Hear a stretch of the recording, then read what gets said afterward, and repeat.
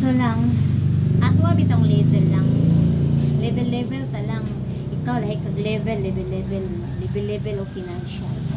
Sa tinuod bitaw lang ang tinuod bitong dato lang di gina pareha nato lang na taga naay achievement i-post, taga naay mga negosyo nato i-post.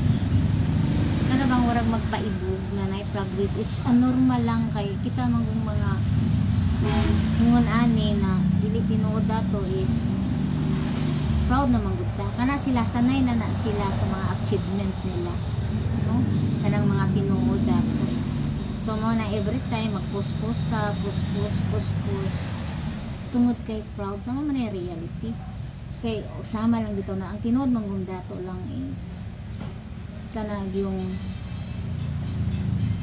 ganegosyo na successful na gid ba, no? Kanang dili lang milyon ang kwarta kung dili bilyon din na ilang kwarta lang.